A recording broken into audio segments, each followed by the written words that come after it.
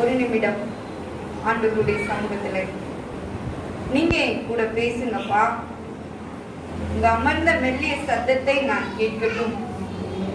ஆண்டவர் இந்த வேலை முழுவதும் நம்மளோடு இடைப்படணும். இந்த இடத்தை விட்டு நீங்க உங்க வீட்டுக்கு போகும்போது உங்க இருதயம் லகுவாய் மாறும் என்று நான் ஆண்டவருக்குள்ளாக விசுவாசிக்கிறேன். வேதனையோட, குழப்பங்களோட, பலவிதமான சூழ்நிலைகளோட நீங்க வந்திருக்கீங்கிறத என் உள்ளத்திலே நான் உணர்கிறேன்.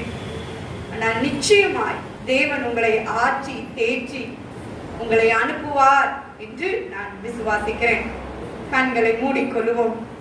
என் கூட பேசும் ஐயா, நீங்க என் கூட பேசுங்கப்பா அப்படின்னு சொல்லி ஒரே ஒரு தடவை உள்ளத்தின் ஆழத்துல இருந்து வந்திருக்கிற ஒவ்வொருவரும் நீங்க சொல்லிட்டீங்கன்னு வச்சுக்கோங்களேன், ஆண்டவர் நிச்சயமாய் உங்களோடு பேசுவார்.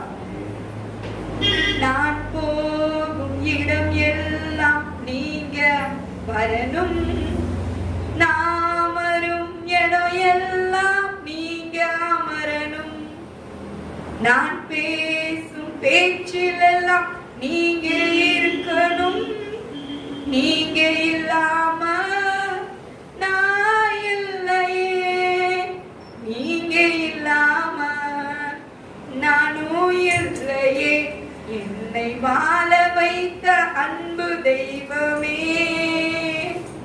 என்னை தாங்கி நடத்தும் அன்பு இயேசுவே, நீங்க இல்லாத ஒரு நிமிடம் கூட என்னால நினைச்சு பார்க்க முடியல, நீங்க இல்லாத ஒரு நிமிடம் கூட என்னால நினைச்சு பார்க்க முடியல, என்னால நினைச்சு பார்க்க முடியல. நல்ல பிதாவே, ஒரு சின்ன குடும்பமாய் நாங்கள் கூடி இருக்கிறோம் அப்பா. நம்முடைய வார்த்தை சொல்கிறது, 2 பேர் 3 பேர் எங்கே ஒருமனப்படுகிறீர்களோ அங்கே நான் வருவேன், நான் வாசம் பண்ணுவேன் சொல்லியிருக்கீங்கப்பா. இந்த வேளையில என்னை மறைத்துக் கொள்ளும். என்னுடைய சுயமோ, என்னுடைய பெருமையோ, என்னுடைய மேட்டிமையோ, எங்களுடைய குறைவுகள், எங்களுடைய குற்றங்கள் இந்த நேரத்திற்கு அப்பா உங்களுடைய அசைவாடுதலுக்கு தடையா இருக்காதபடி தயவாய் நீர் எங்களை மன்னித்து இடைப்படும் ஆளுகை செய்யும். நீங்க பெருகணும், நான் சிறுகணும். இயேசுவின் மூலம் ஜெபிக்கிறோம் நல்ல பிதாவே, ஆமென். உங்கள் அனைவரையும் பார்க்கறதுல எனக்கு ரொம்ப சந்தோஷம். அப்படியே ரொம்ப இப்படி இறுக்கமா உட்கார்ந்துக்காதீங்க. கொஞ்சம் சிரிச்சுட்டு, கொஞ்சம் ஃப்ரெஷ்ஷா, கொஞ்சம் சந்தோஷமா என்ன செய்யுங்க, உட்காருங்க. நான் ஒன்றும் உங்களுக்கு ரொம்ப தூரமானவெல்லாம் கிடையாது. இங்க பக்கத்துலதான் எனக்கு ஊரு. ஆனா இது எனக்கு புது ஒரு அனுபவம். நான் இந்த மாதிரி வந்தது கிடையாது. நான் ஜெப ஐக்கியத்துக்கு போயிருக்கேன். அதுக்கு முன்னாடி நான் அழைச்ச பாஸ்டர் அங்கிளுக்கு நான் நன்றியையும் வாழ்த்துதலையும் வணக்கத்தையும் செலுத்துறேன். என்னை இந்த இடத்துக்கு அனுப்பி வச்ச ஜெப ஐக்கியத்தை சேர்ந்த சாலமோன் அங்கிளுக்கும் ஆண்டவராகிய இயேசுவின் நாமத்திலே நான் நன்றியையும் வாழ்த்துதலையும் நான் தெரிவித்துக் கொள்கிறேன். உங்கள் அனைவரையும் நான் என்னுடைய நன்றியையும் வணக்கங்களையும் வாழ்த்துதலையும் கூட நான் தெரிவித்துக் கொள்கிறேன். நம்ம நேர செய்திக்கு நேரம் போயிடலாம், அப்புறம் நமக்கு டைம் இருக்காது, சரிங்களா? எடுத்தவர்கள் வாசிக்கலாமா? 1 ராஜாக்கள் 8வது அதிகாரம் 57வது வசனம். 1 ராஜாக்களின் புஸ்தகம் 8வது அதிகாரம் 57வது வசனம். 437வது பக்கம். எல்லாரும் பைபிள் வச்சிருந்தீங்கன்னா எடுத்துக்கோங்க. நம்முடைய தேவனாகிய கர்த்தர், நம்முடைய தேவனாகிய கர்த்தர் நம்மை கைவிடாமலும் நம்மை நெகிழ விடாமலும் அவர் நம்முடைய பிதாக்களோடு இருந்தது போல நம்மோடும் இருந்து நம்மோடும் இருப்பார் அப்படின்னு சொல்லி அதை நம்ம என்ன செய்வோம், முடிச்சுப்போம். சரிங்களா? இன்னும் ஒரு தடவை கூட நம்ம எல்லாரும் சேர்ந்து இந்த வசனத்தின் மேல உங்க கைய வச்சுட்டு எல்லாரும் சேர்ந்து சொல்லுவோமா? நம்முடைய தேவனாகிய கர்த்தர் நம்மை கைவிடாமலும் நம்மை நெகிழ விடாமலும் அவர் நம்முடைய பிதாக்களோடு இருந்தது போல நம்மோடும் இருப்பார் அப்படின்னு சொல்லி நம்ம என்ன செய்ய போறோம் அப்படின்னா இன்னைக்கு இதைதான் தியானிக்க போறோம். இந்த வசனத்துல பாருங்க, மொத்தம் 3 விதமான தேவன் அதுல இருக்கிறார்.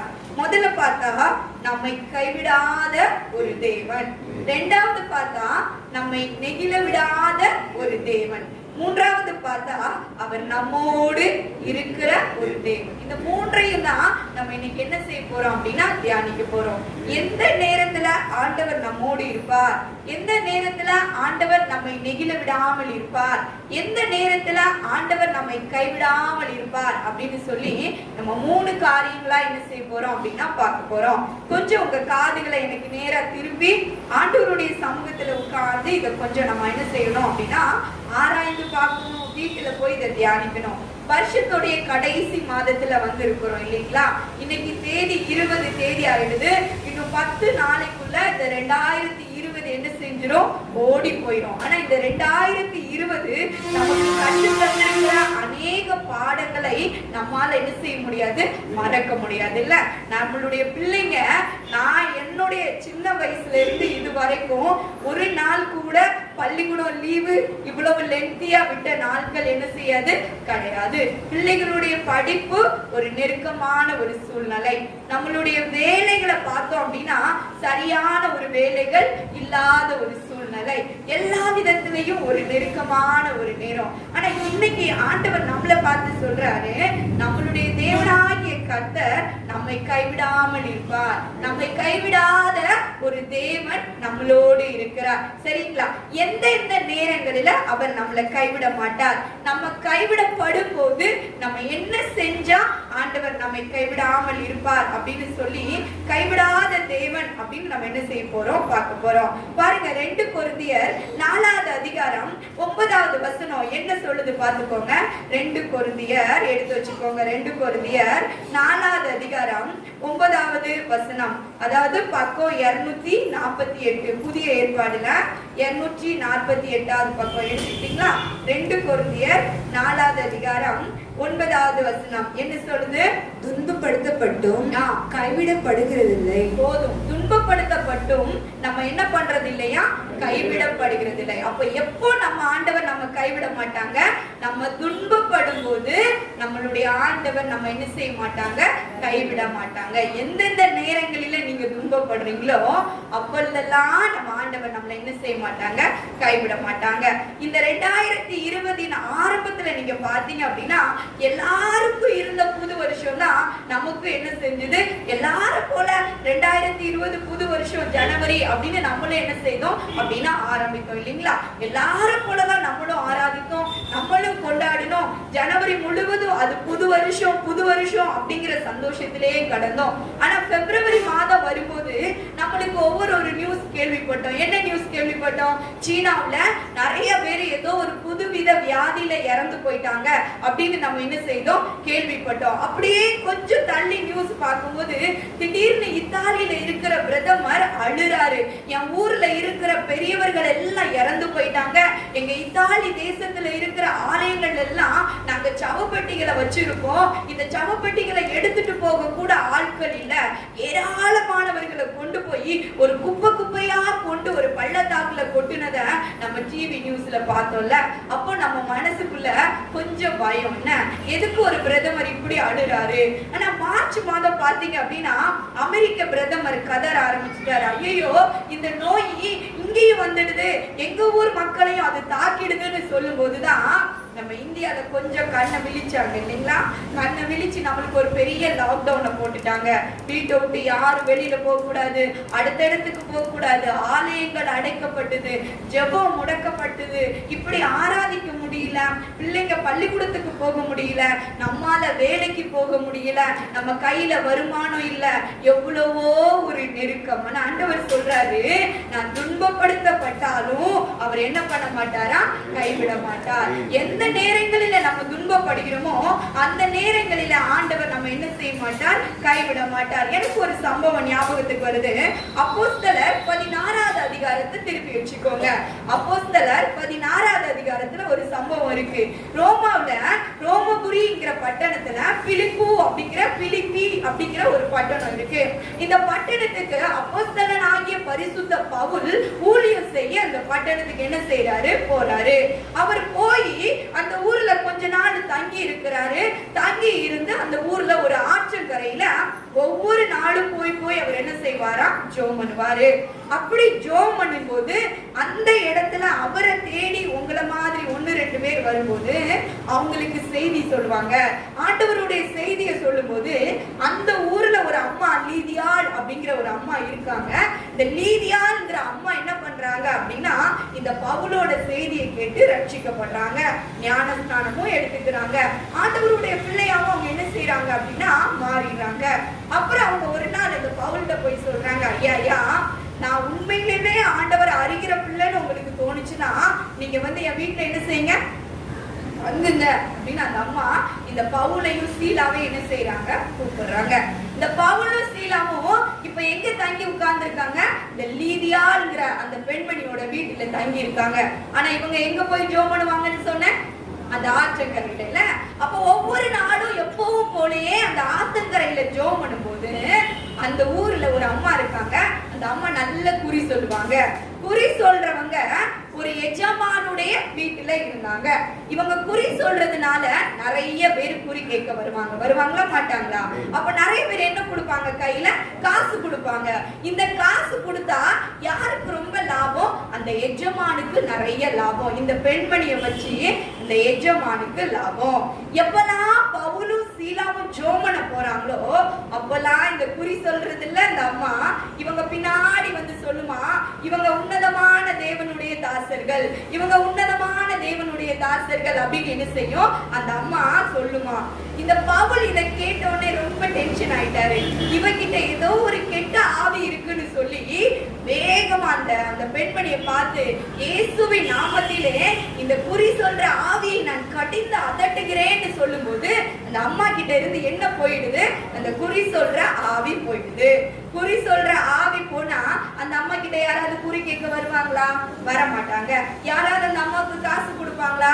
கொடுக்க மாட்டாங்க. அப்ப யாருக்கு நஷ்டம் ஆயிரும், அந்த எஜமானுக்கு நஷ்டம் ஆயிரும். இந்த எஜமானுக்கு நஷ்டப்பட்ட உடனே யார் மேல பொறாம வந்துடுது, இந்த பவுல் மேலையும் இந்த சீலா மேலையும் என்ன வந்துடுது, பொறாம வந்துடுது. வந்த உடனே அவரால் தாங்க முடியல, ஊர் அதிகாரிகள்கிட்ட போய் இவங்க 2 பேரையும் கம்ப்ளைண்ட் பண்றாரு. பாரு, வெளியூர்ல இருந்து 2 பேர் வந்து நம்ம ஊர் மக்கள் எல்லாம் திசை திருப்புறாங்க, தேவையில்லாம போதகம் பண்றாங்கன்னு சொல்லி பெரிய பிரச்சனையை உண்டாக்கிட்டாங்க. அப்படி பிரச்சனை நடக்கும்போது அந்த ஊர்ல இருக்கிற போலீஸ் அதிகாரிகள் வந்து இந்த பவுலையும் சீலாவையும் பிடிச்சி சட்டையெல்லாம் கிழிச்சு அடி அடி அடி அடின்னு அடிச்சு எங்க கொண்டு வச்சுட்டாங்க, ஜெயில கொண்டு வச்சுட்டாங்க.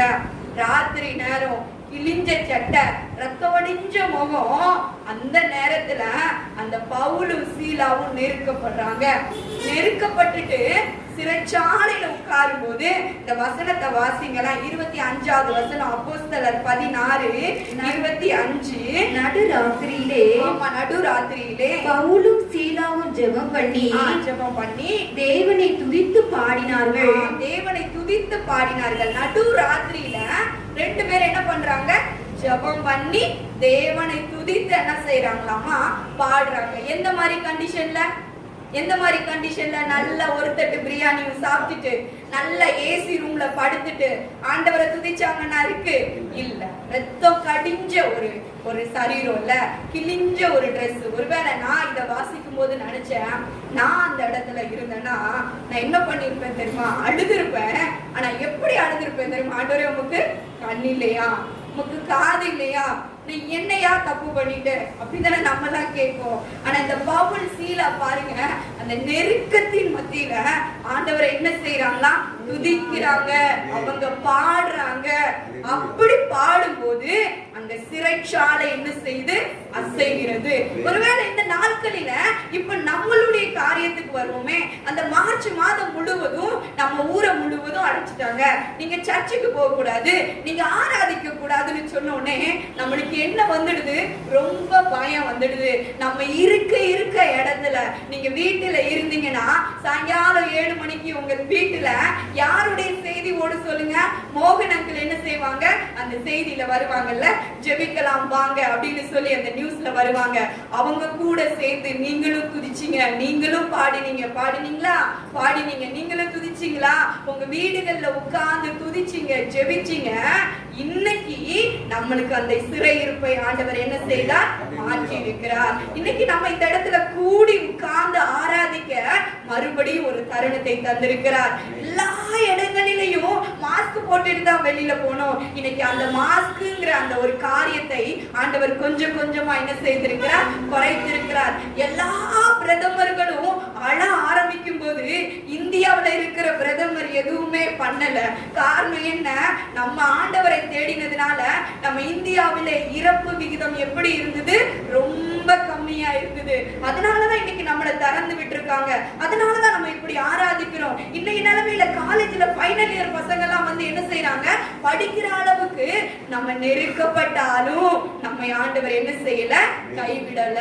அததான் நம்ம 2 ராஜாக்கள்ல வாசிக்கிறோம். அவர் நம்மை கைவிடாத தேவன். எந்த நேரங்களில கைவிட மாட்டார்? நம்மை நெருக்கப்படும் போது கைவிட மாட்டார். நெருக்கப்படும் போது நம்ம என்ன பண்ணணும்? நடுராத்திரியில துதித்து பாடணும்.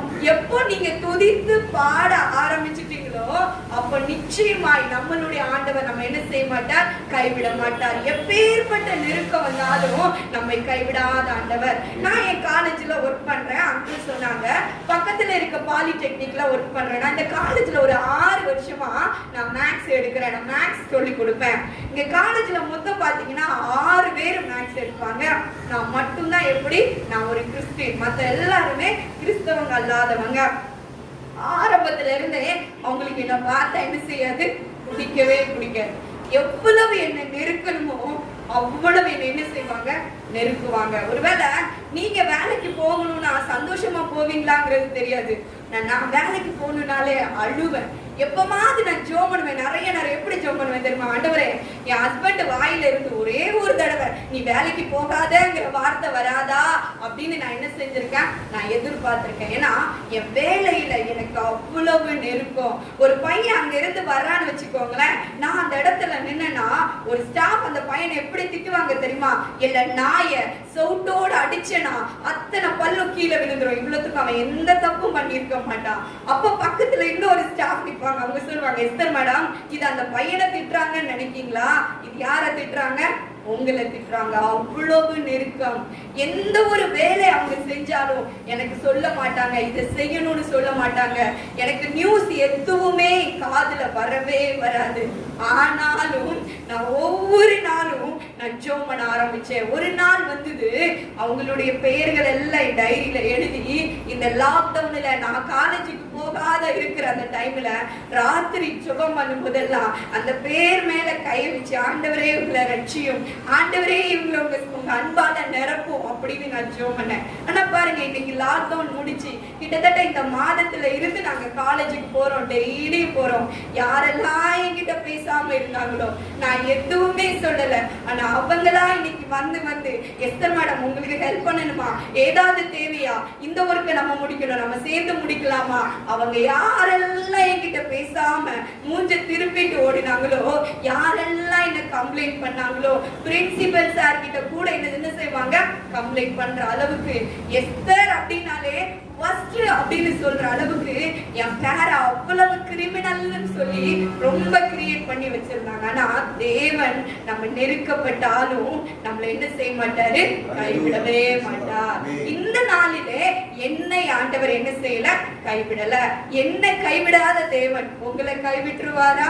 நிச்சயமா விட மாட்டார். எந்த ஒரு சூழ்நிலையிலையும் நம்மை கைவிட மாட்டார். பக்கத்துல இருக்கவங்களை பார்த்து சொல்லுங்க, உங்களை ஆண்டவர் கைவிடவே மாட்டார். ஆண்டவர் உங்களை கைவிட மாட்டார். எந்த சூழ்நிலையிலும் நம்மை கைவிட மாட்டார். ஒருவேளை நெருக்கம் வரும், பாடுகள் வரும், கண்ணீர் வரும், கவலை வரும். வீட்டுல வந்து எங்க அம்மா கிட்ட சொல்லி எத்தனையோ நான் அழுதுருக்கேன். ஏம்மா என்ன படிக்க வச்சீங்கன்னு நான் எங்க அம்மாட்ட கேட்டிருக்கேன். எதுக்கு இந்த படிப்பு வச்சீங்க, நான் படிக்காம இருந்திருக்கலாம்லாமா அப்படிலாம் நான் நினைச்சிருக்கேன். எத்தனையோ தடவை நான் வேலையை எழுதி கொடுத்துட்டு வந்துட்டாமா அப்படிலாம் நான் கேட்டிருக்கேன். எத்தனையோ தடவை எனக்கு ஆலோசகரா ஒரு அங்கிள் இருந்தாங்க. அவங்க இப்ப ரீசெண்டா தவறிட்டாங்க, தர்மராஜ் அங்கிள்.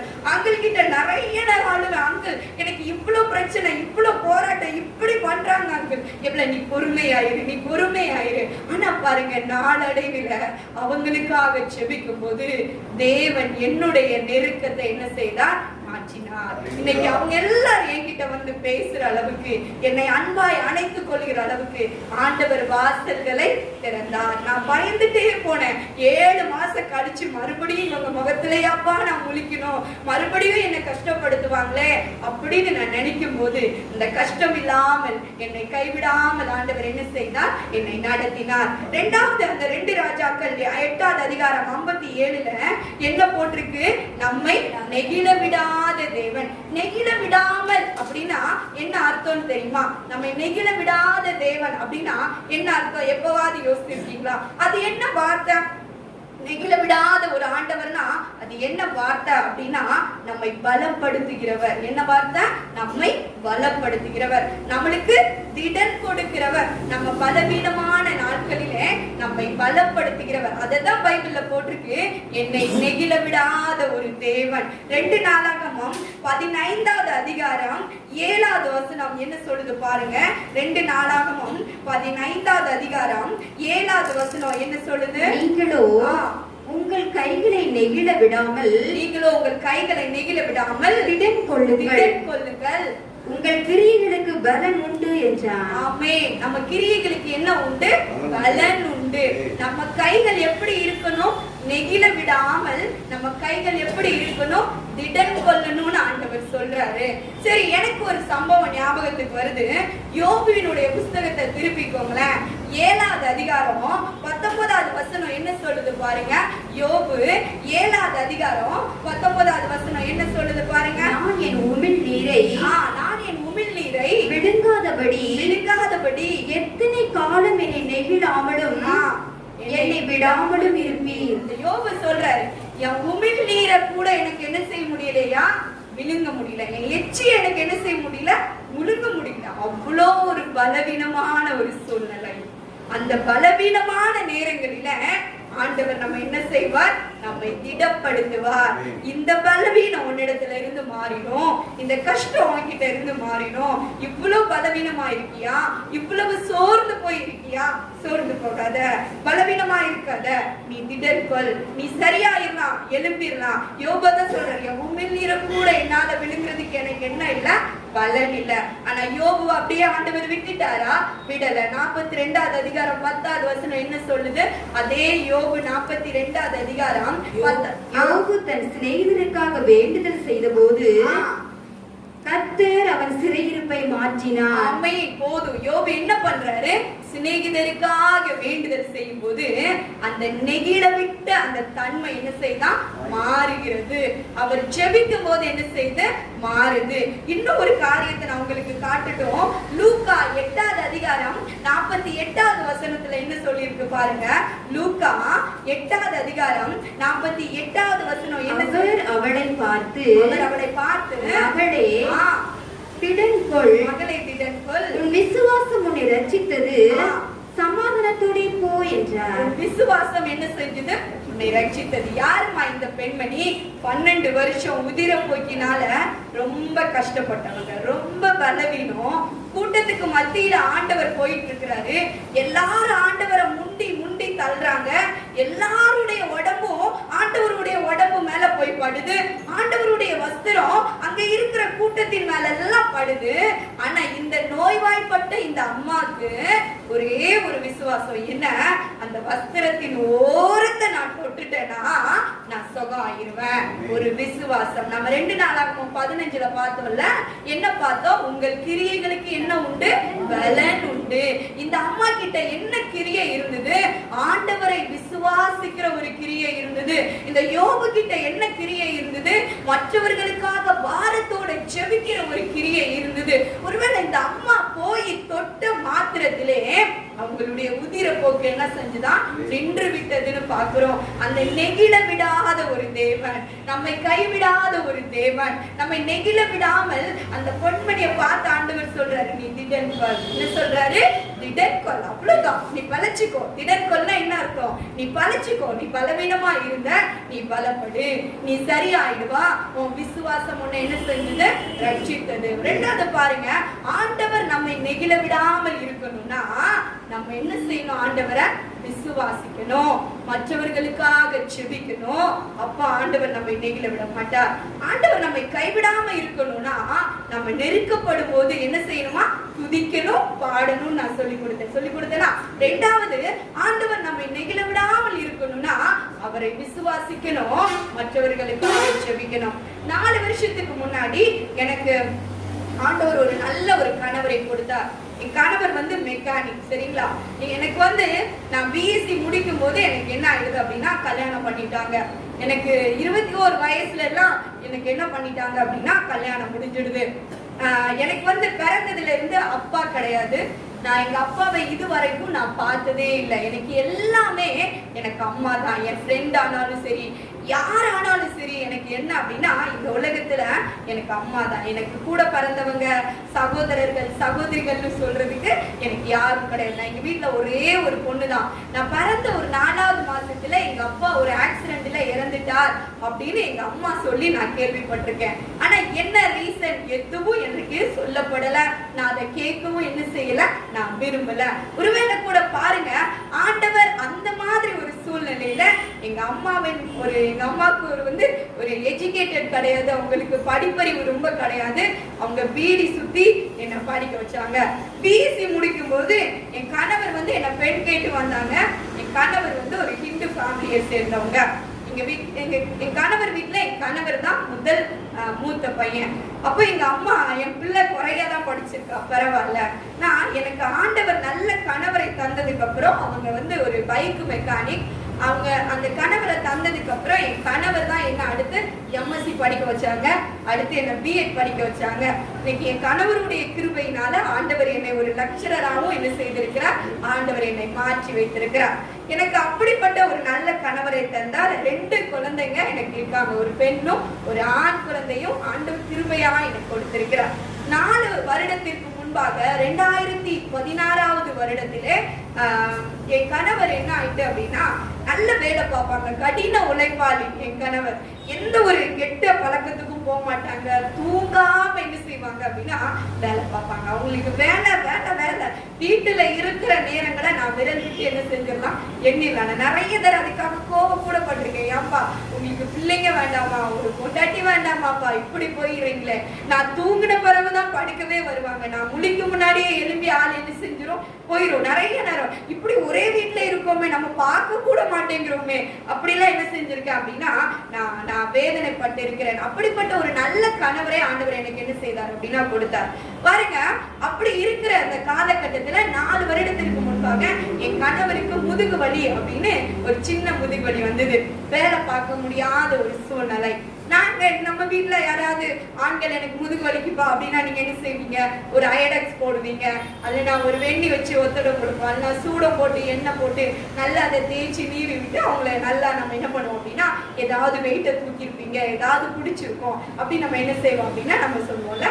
இதே ட்ரீட்மெண்ட்டை தான் நானும் எங்க அம்மாவும், என் அம்மா என் கூட இருக்கிறாங்கிறதுனால நானும் எங்க அம்மாவும் என்ன செஞ்சோம் அப்படின்னா நாங்க பார்த்தோம். ஆனா அந்த வலி என்ன செய்யல, குறையவே இல்லை.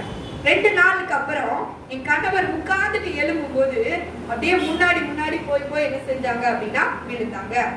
முன்னாடி போய் விழும்போது என்னப்பா என்னாச்சு அப்படிங்கும்போது எனக்கு பேலன்ஸ் கிடைக்க மாட்டேங்குது, ஏதோ என்ன முன்னாடி என்ன செய்யுது, என்ன தள்ளுது. என்ன ஆச்சு, நீங்க ஒழுங்கா சாப்பிடல, நீங்க ஒழுங்கா ரெஸ்ட் எடுக்கல, அதனாலதான்.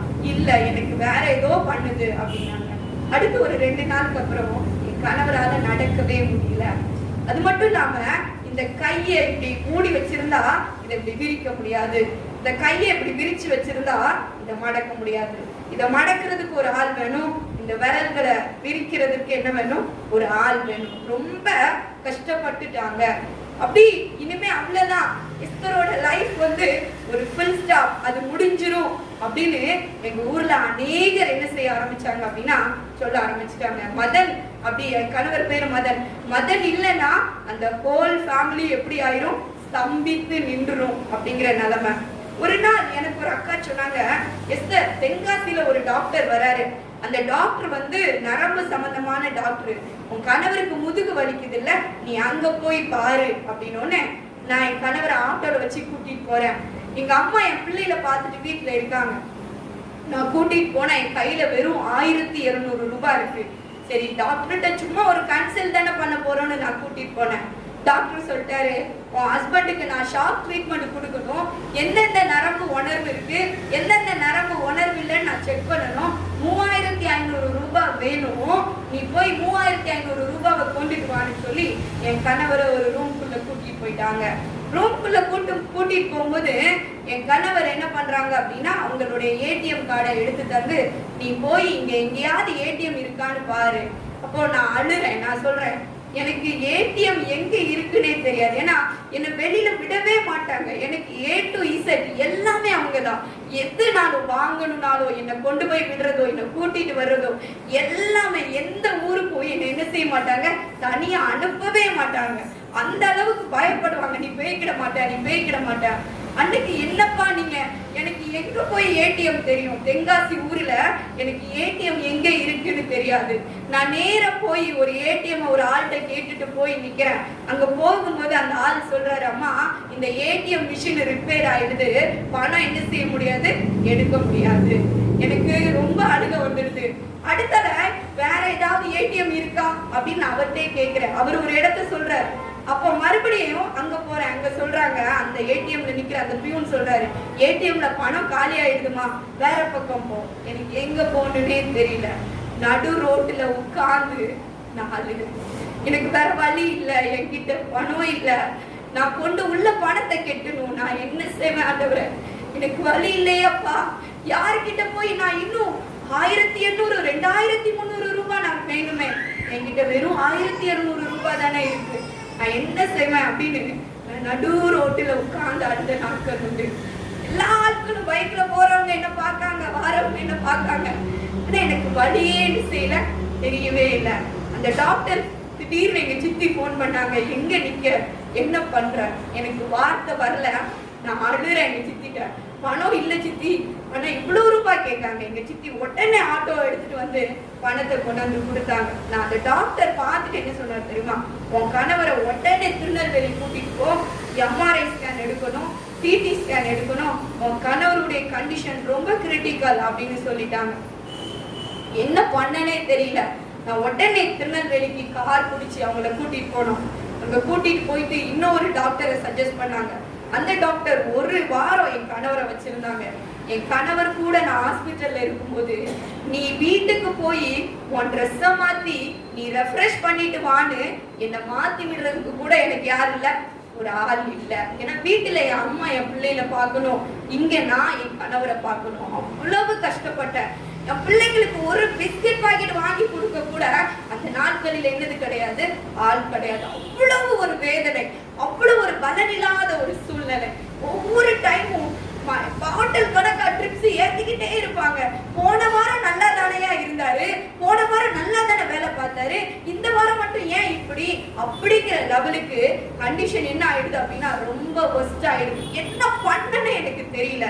டாக்டர் சொன்னாரு, நான் கொடுக்குற டேப்லெட்ஸ் எல்லாம் நீங்க கொடுங்க, குறைய சரியாகும். ஆனா நான் வீட்டுக்கு வந்து டேப்லெட் கொடுக்கும்போது உடம்பு ஃபுல்லா வேர்த்து ஊத்தும். ஒரு டவல் நனைஞ்சிரும், வேர்வையை தொடச்சி ஒரு துண்டு ஃபுல்லா நனைஞ்சிரும். அவ்வளவு வேர்வை, உட்கார முடியாது, படுக்க முடியாது, நிக்க முடியாது, யூரின் பாஸ் பண்ண முடியாது. எவ்வளவு கஷ்டம், அவ்வளவு கஷ்டப்பட்டாங்க.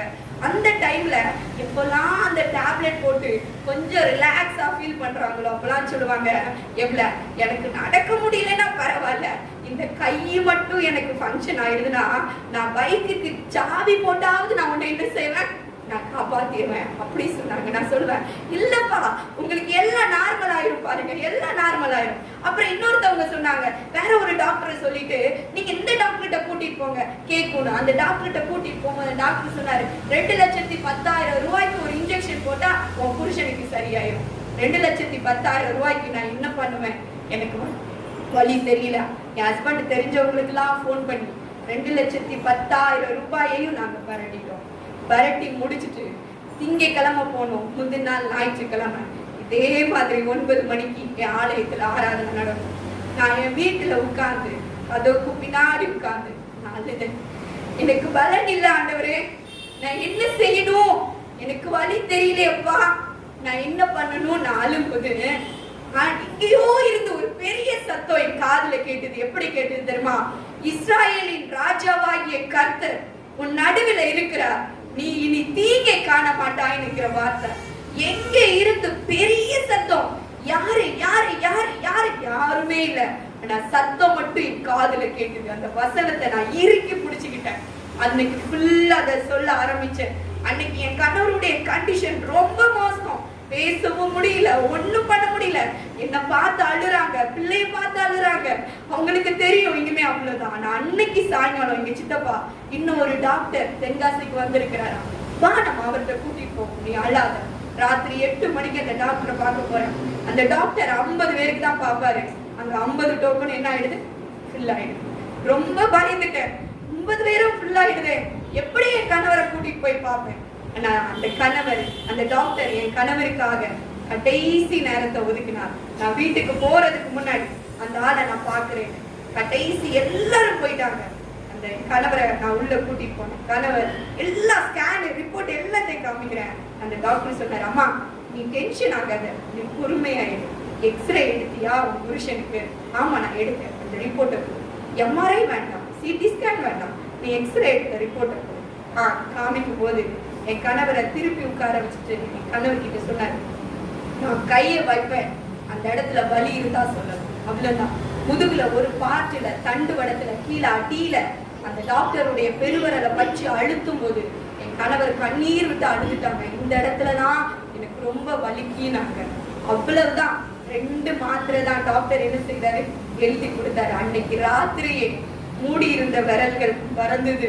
அவங்களால எழுப்பி நடக்க முடிஞ்சது, அவங்களால நல்ல தூங்க முடிஞ்சது, நல்ல சாப்பிட முடிஞ்சது. அந்த வியர்வை நின்னுது.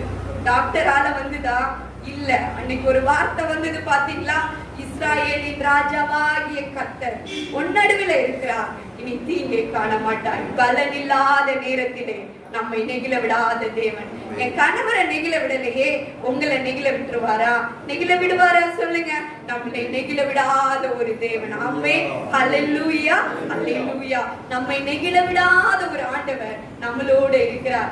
ஒருவேளை இந்த உலகத்தினுடைய கடைசி நாட்கள் ஆனாலும் நம்மளுடைய ஆண்டவர் நம்மளை என்ன செய்ய மாட்டார், நெகிழ விட மாட்டார். 3வது வேகமாய் நான் ஒரு நபரை உங்களிடத்துல சொல்றேன். அந்த 2 ராஜாக்கள் 8:57 கடைசி என்ன சொல்லுது, பிதாக்களோடு இருந்தது போல நம்மோடு இருக்கிற ஆண்டவர். முதலாவது பார்த்தோம், நம்மை கைவிடாத ஒரு ஆண்டவர். 2வது நம்மை நெகிழ விடாத ஆண்டவர். எப்ப நம்மளை கைவிட மாட்டார், நம்ம நெருக்கப்படும் போது துதித்து பாடும் போது நம்மை கைவிட மாட்டார். அடுத்து நம்ம எப்ப நெகிழ விட மாட்டார், நம்ம விசுவாசிக்கணும், நம்ம ஜெபிக்கணும். அப்ப நம்மள ஆண்டவர் என்ன செய்ய மாட்டாங்க, நம்மை நெகிழ விட மாட்டார். 3வது நம்மளோடு இருக்கிற ஒரு ஆண்டவர். யோசுவா 1வது அதிகாரம் 5வது வசனம் என்ன சொல்லுது பாருங்க. யோசுவா 1வது அதிகாரம் 5வது வசனம் என்ன சொல்லுது, எடுத்தவங்க வாசிங்க. நீ உயிரோடு இருக்கும் நாளெல்லாம், நீ உயிரோடு இருக்கும் நாளெல்லாம் ஒருவனும் உனக்கு முன்பாக எதிர்த்து நிற்பதில்லை. நான் மோசையோடு இருந்தது போல உன்னோடும் இருப்பேன். நான் உன்னை விட்டு விலகுவதும் இல்லை, உன்னை கைவிடுவதும் இல்லை. நம்ம ஆண்டவர் என்ன சொல்றாரு, நம்மை விட்டு விலகுவதும் இல்லை, நம்மை கைவிடுவதும் இல்லை. நம்மளோடு இருக்கிற ஒரு ஆண்டவர். யோசுவா பாருங்க, அவன் அந்த எகிப்துல இருந்து வெளியில வர்றப்போ அவனை நடத்திட்டு போக ஒரு லீடர் இருக்கிறார். அவர் தான் மோசே. இந்த மோசையை பார்த்து இந்த யோசுவா நினைச்சிருப்பாரு, எப்படியாவது இந்த கிழவரு நம்மளை எங்க கூட்டிட்டு போயிருவாரு, கானான் தேசத்துக்கு கூட்டிட்டு போயிருவாரு. எப்படியாவது நம்ம எங்க போயிடலாம், பாலும் தேனும் ஓடுற தேசத்துக்குள்ள நான் போயிடலாம் அப்படின்னு முழு நம்பிக்கையும் இந்த யோசுவாவுக்கு யார் மேல இருந்திருக்கும், இந்த மோசே மேல. பாருங்க, குறிப்பிட்ட காலத்துல பக்கத்துல வந்தாச்சு, ஆனா மோசே என்ன பண்ணிட்டாரு, தவறி போயிட்டாரு. இந்த யோசுவாவுக்கு என்ன பண்ணணும்னே தெரியல. ஆண்டவரே, இப்படி ஒரு நிலைமை ஆயிட்டப்பா, நீ என்ன பண்ணுவேன்? அப்பதான் சொல்றேன், நான் மோசையோடு இருந்தது போல நான் உன் கூட என்ன செய்வேன், இருப்பேன். அதுக்கு நீ என்ன பண்ணணும்? 8வது வசனம் என்ன சொல்லுது பாருங்க. அதுக்கு என்ன பண்ணணும்? இந்த நியாயப்பிரமாண புஸ்தகம் உன் வாயை விட்டு பிரியாதிருப்பதாக. அவ்வளவுதான், அங்க கண்டிஷனே அவ்வளவுதான். ஆண்டவர் நம்மளோட இருக்கணும்னா இந்த புஸ்தகம் எப்படி இருக்கணும், நம்ம வாயோட இருக்கணும். ஒவ்வொரு நாளும் இதை தியானிக்கணும், இது நம்ம வாயில வச்சுக்கிட்டோம் அப்படின்னா நம்ம ஆண்டவர் நம்மளோடு இருப்பார். மத்தேயுல கடைசி அதிகாரம் கடைசி வசனம் என்ன சொல்லுது பாருங்க. மத்தேயு கடைசி அதிகாரம் கடைசி வசனம் என்ன சொல்லுது பாருங்க. அழகான ஒரு வசனம். அந்த வசனம், உங்களுக்கு கட்டளையிட்ட யாவையும் அவர்கள் கைக்கொள்ளும்படி அவர்களுக்கு உபதேசம் பண்ணுங்கள். இதோ உலகத்தின் முடிவு பரியந்தம் சகல நாட்களிலும் நான் உங்களுடனே கூட இருக்கிறேன் என்றார். நம்மளோடு இருக்கிற ஒரு ஆண்டவர் எது வரைக்கும்? உலகத்தின் முடிவு பரியந்தம் நம்மளோடு இருக்கிற ஒரு ஆண்டவர். ஒருவேளை நம்மை கைவிடாதவர். இந்த வருடம் எப்படி இருக்குதோ, வரப்போகிற வருடமும் எப்படி இருக்குதோ நமக்கு தெரியாது இல்ல. இதை விட மிகப்பெரிய கொள்ளை நோய் வரலாம், இதை விட மிகப்பெரிய நெருக்கம் வரலாம், இதை விட மிகப்பெரிய பலவீனம் வரலாம். ஆனா எந்த நிலைமை வந்தாலும் நம்ம ஆண்டவர் நம்ம என்ன செய்ய மாட்டாங்க? கைவிட மாட்டாங்க. நம்ம ஆண்டவர் நம்ம என்ன செய்ய மாட்டாங்க? நெகிழ விட மாட்டாங்க. நம்ம ஆண்டவர் நம்மளோட இருப்பாங்க. எது வரைக்கும்? உலகத்தின் முடிவு பரியந்தம், கடைசி நாட்களிலே நம்மளோடு இருக்கிற ஆண்டவர். ஒரு சின்ன சம்பவத்தை சொல்லி நான் செபிக்க ஆசைப்படுகிறேன். ஒரு அப்பாவும் ஒரு பிள்ளையும் இருந்தாங்க. இந்த அப்பாவுக்கு அந்த பிள்ளை நான் ரொம்ப பிரியம். இந்த அப்பா கோடீஸ்வரர், பெரிய பணக்காரர். ஒவ்வொரு நாள் பிறந்த நாளும் இந்த பிள்ளைக்கு வரும்போதெல்லாம் அந்த அப்பா ஒரு கிஃப்ட் வாங்கி கொடுப்பாங்க. இந்த கிஃப்ட உடைக்கும் போதே அந்த குட்டி பாப்பாவுக்கு அவ்வளோ ஆசையா இருக்கும், அவ்வளோ சந்தோஷமா இருக்கும். இது எங்க அப்பா வாங்கி தந்த கிஃப்ட், எங்க அப்பா வாங்கி தந்த கிஃப்ட்னு ரொம்ப ஆச்சரியப்படுவாங்க. ஆனா அதே மாதிரி ஒவ்வொரு நாளும் பிறந்த நாள் பரிசை கொடுக்குற அப்பா அந்த பிள்ளை கூட உட்கார்ந்து டைம் என்ன செய்ய மாட்டாங்க? ஸ்பெண்ட் பண்ண மாட்டாங்க. இந்த பிள்ளைக்கு ஒரு நாள் தோணிச்சு, இனிமே அடுத்த பிறந்த நாளுக்கு அப்பா கிட்ட என்ன கேட்க கூடாது? கிஃப்ட் கேட்க கூடாது, நீங்க என் கூடவே இருக்கணும்னு நான் என்ன செய்வேன்? கேட்பேன். அதே மாதிரி அந்த பிள்ளை ஒரு நாள் வந்த, அப்பா என் பிறந்த நாள் சீக்கிரமா வரப்போகுது இல்ல? ஆமாடா சீக்கிரம் வரப்போகுது. எனக்கு நீங்க கிஃப்டே வாங்கி தரண்டா. கிஃப்டே வேண்டாமா அப்பா கேக்குறேன். அதுக்கு பிள்ளை சொல்லுது, ஆமாப்பா எனக்கு கிஃப்டே வேண்டாம், ஆனா என் பர்த்டே ஃபுல்லா நீங்க என் கூடவே இருக்கணும். எங்க இருக்கணும்? என் கூடவே இருக்கணும். என்னை விட்டுட்டு என்ன செய்யக்கூடாது? நீங்க வேலைக்கு போக கூடாது, ஆபீஸ் போக கூடாது, பிசினஸ் போக கூடாது, எதையுமே பார்க்க கூடாது. என் கூடவே தான் நீங்க என்ன செய்யணும்? இருக்கணும். அப்பா சொல்லிட்டாங்க, அவன் கூடவே தாண்டா இருப்பேன். அன்னைக்கு நான் எல்லா விஷயத்துக்கும் நான் என்ன பண்ணிடுறேன்? நான் லீவ் போட்டுறேன். ஒன்னை விட எனக்கு ஒரு பெரிய விஷயம் இல்ல அப்படின்னு சொல்லிட்டு இந்த அப்பா என்ன பண்ணிட்டாங்க? அந்த பிள்ளைக்கு ப்ராமிஸ் பண்ணிட்டாங்க. அப்படியே போயிட்டு இருந்தது ஒரு மாசம் தான். ஒவ்வொரு நாளும் அந்த பிள்ளை தான் பிறந்த நாளை எதிர்பார்ப்பா. காரணம் என்ன? அப்பா என் கூட அன்னைக்கு ஃபுல்லா என்ன செய்வாங்க? இருப்பாங்க. என் ஃபுல்லா அப்பா என் கூட இருப்பாங்க. அப்படியே ஒரு நாள் சாயங்காலம் விளையாடிட்டு இருக்கும்போது திடீர்னு அந்த பிள்ளை மயக்கம் போட்டு விழ ஆரம்பிச்சது. மயங்கி கிடந்த பிள்ளைய அந்த அப்பா பரிதவிப்போட தூக்கிக்கிட்டு ஹாஸ்பிட்டல் போறாரு. டாக்டர் நல்லா செக் பண்ணிட்டு சொல்றாரு, உங்க பிள்ளையுடைய இருதயம் பழுதாயிடுது. இந்த இருதயம் என்ன ஆயிடுது? கெட்டு போயிடுது. இனி இந்த இருதயம் இந்த பிள்ளைக்கு உதவாது. இந்த அப்பா அழ ஆரம்பிச்சிட்டாரு. என்ன டாக்டர் சொல்றீங்க? எவ்வளவு பணம் ஆனாலும் பரவாயில்ல, நான் பெரிய கோடீஸ்வரன், எவ்வளவு ரூபாய் ஆனாலும் பரவாயில்ல, என் பிள்ளைக்கு நல்ல இருதயம் வேணும். அப்ப டாக்டர் சொல்றாரு, ஒரே ஒரு வழிதான், இந்த இருதயத்தை எடுத்துட்டு வேற இருதயத்தை என்ன செய்யணும்? வைக்கணும். அப்ப இந்த அப்பா சொல்றாரு, எவ்வளவு ரூபா ஆனாலும் பரவாயில்ல, ஒரு இருதயத்தை நீங்க வாங்கி கொண்டு வாங்க, என் பிள்ளைக்கு என்ன செய்யலாம்? பொருத்திடலாம். நிறைய பேரு இருதயம் இருக்குன்னு வந்தாங்க. ஆனா எந்த ஒரு இருதயமும் அந்த பிள்ளைக்கு சரியா என்ன செய்யல? பொருந்தவே இல்லை. கடைசியா இந்த அப்பா டாக்டர் கிட்ட, என்னுடைய இருதயம் பொருந்துமான்னு பாக்குறீங்களா அப்படின்னு அந்த அப்பா இந்த டாக்டர் கிட்ட கேட்டாரு. இந்த டாக்டர் ஒரு நிமிஷம் நின்னுட்டாரு. என்ன இப்படி சொல்றீங்க? உங்க இருதயத்தை எடுத்தா நீங்க என்ன செஞ்சிருவீங்க? இறந்து போயிருவீங்க, அவ்வளவுதான். அப்போ அந்த அப்பா சொல்றாரு, நான் இறந்தா என்ன, என் பிள்ளை உயிர் வாழும்ல, என் பிள்ளை நல்லா இருக்கும்ல அப்படின்னு சொல்லி அந்த இருதயத்தை நீங்க டெஸ்ட் பண்ணுங்க. அந்த இருதயம் அந்த பிள்ளைக்கு கரெக்டா ஆப்டா என்ன செஞ்சது? பொருந்துச்சு. உங்க இருதயம் கரெக்டா இருக்கு. ஒரு நாள் கூட்டிட்டு வாங்க, உங்க மனசை தைரியப்படுத்திக்கோங்க, உங்க வீட்டு காரியங்கள் எல்லாம் சரி பண்ணிக்கோங்க, உங்க பிள்ளையை கூட்டிட்டு வாங்க, ஆப்ரேட் பண்ணி உங்க இருதயத்தை எடுத்து யாருக்கு வச்சிருவோம்? உங்க பிள்ளைக்கு வச்சிருவோம் அப்படின்னு சொன்னோடனே சரின்னு சொல்லி அவங்க அப்பா எல்லா டாக்குமெண்ட்லயும் என்ன பண்ணாராம்? சைன் பண்ணி கொடுத்துட்டாரு. வீட்டு காரியங்கள் எல்லாம் ஒழுங்குபடுத்தினார். இன்னும் பிறந்த நாள் கொண்டாட 3 நாள் தான் இருக்கு. அவரு டாக்டர்கிட்ட போமா பிள்ளைய கூப்பிடுறாரு காலையில. எதுக்குப்பா? நம்ம பர்த்டே எல்லாம் செலிப்ரேட் பண்ணிட்டு அதுக்கப்புறம் நம்ம போலாமே. இல்ல, ரொம்ப அவசரம், ஏப்பா என்ன டாக்டர்கிட்ட கூட்டிட்டு போறீங்க? நீ மயங்கி கீழே விழுறல, உனக்கு ஒரு இன்ஜெக்ஷன் போடணும், வா நம்ம டாக்டர் கிட்ட போலாம். அந்த பிள்ளைக்கு தெரியாது அப்பாவுடைய இருதயத்தை தான் எனக்கு தூக்கி வைக்க போறாங்கன்னு, அப்பா ஏன் இருதயம் பிரச்சனையா இருக்குன்னு அந்த பிள்ளைக்கு தெரியாது. இந்த அப்பா பிள்ளையை கூட்டிட்டு போறாங்க, டாக்டர் கிட்ட அட்மிட் பண்ணியாச்சு. நாளைக்கு பிறந்த நாள், இன்னைக்கு அந்த பிள்ளைக்கு ஃபுல் செக்அப் எடுத்தாச்சு. கடைசி நேரத்துல டாக்டர் வந்து அந்த பிள்ளையுடைய அப்பாவை கூப்பிடுறாங்க, வாங்க அப்படின்னு சொல்லி. அந்த பிள்ளை சொல்லுது, அப்பா இன்னைக்கு நைட்டு 12 மணிக்கு எனக்கு பிறந்த நாள் வந்துடும், நீங்க என்ன விட்டுட்டு எங்க என்ன செய்யக்கூடாது, போக கூடாது, என் கூடவே தான் இருக்கணும். அப்பா சொல்றாங்க, உனக்கு கொஞ்சம் மெடிசின் எல்லாம் வாங்கணும்ல, நான் வாங்கி கொடுத்துட்டு நான் உன் கூடவே தான் இருப்பேன், நான் வந்துடுறேன், நீ ரெஸ்ட் எடுத்துக்கோ சொல்லிட்டு போன அப்பா தான் திருப்பி என்ன செய்யல, வரவே இல்லை. பிள்ளைக்கு ஆபரேஷன் முடிஞ்சது, கண்ணு முடிச்சு எங்க அப்பாவை எங்க டாக்டர் கிட்ட கேட்கா, நர்ஸ் கிட்ட கேட்கா. டாக்டர் சொல்றாரு, உங்க அப்பாவுக்கு வேலை விஷயமா வெளியூர் போயிட்டாங்க, வர கொஞ்ச நாள் ஆகும், என் கூட இருக்க சொன்னல எங்க அப்பாவை, ஏன் எங்க அப்பா என்னை விட்டுட்டு போனாங்கன்னு அந்த சின்ன பிள்ளை ஆட ஆரம்பிச்சா. நர்ஸ் கிட்ட கேட்கா, எங்க அப்பாவை எங்க? உங்க அப்பா வருவாங்க, வெயிட் பண்ணு, உங்க அப்பா வருவாங்க. 1 மாசம் ஆயிடுது, எங்க அப்பா வரவே இல்லை. நல்ல ட்ரீட்மெண்ட் எல்லாம் முடிஞ்சு நார்மல் ஆயிட்டா. இப்ப டாக்டர் சொல்றாங்க, உனக்கு இன்னைக்கு டிஸ்சார்ஜ், நீ வீட்டுக்கு போலாம். அப்பா சொல்றா, என்ன கூப்பிடையா எங்க அப்பா வரல? உங்க அப்பா கார்ல உட்கார்ந்து இருக்காங்க, நீ போய் பாரு. வேகமா ஓடுறா, கார்ல இருக்கு அப்பாவை பார்க்க.